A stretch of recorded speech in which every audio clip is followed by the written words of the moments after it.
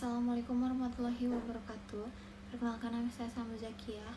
Saya dari kelas 3C. Di sini saya akan mereview pertemuan ke-14 Jurnal Hukum Pidana Lanjutan yang telah disampaikan oleh Profesor Dr. Hajah Heni Nuraini SIMH dan Dr. Muhammad Rendi Aridayandi SIMH.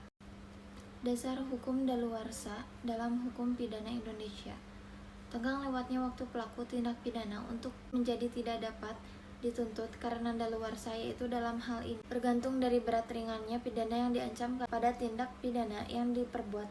Hal ini tampak pada ketentuan pasal 78 ayat 1 yang menetapkan bahwa hak menuntut pidana menjadi hapus karena lewat waktu, yakni yang pertama, untuk semua tindak pidana pelanggaran dan kejahatan yang dilakukan dengan percetakan sesudah 1 tahun. Yang kedua, untuk tindak pidana kejahatan yang diancam dengan pidana denda, pidana kurangan atau pidana penjara paling lama 3 tahun sesudah 6 tahun. Yang ketiga, untuk tindak pidana kejahatan yang diancam dengan pidana penjara lebih dari 3 tahun sesudah 12 tahun.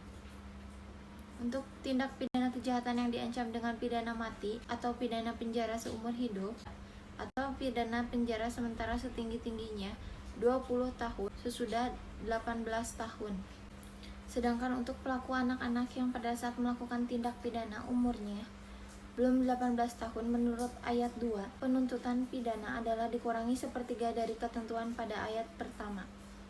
Menetapkan lamanya tenggang daluarsa untuk penindanaan penuntutan pidana yang didasarkan pada berat ringannya ancaman pidana atau berat ringannya tindak pidana yang diperbuat adalah bertitik tolak dari pandangan bahwa semakin berat atau semakin tindak pidana yang diperbuat akan semakin lama ingatan orang atau masyarakat terhadap kejadian itu.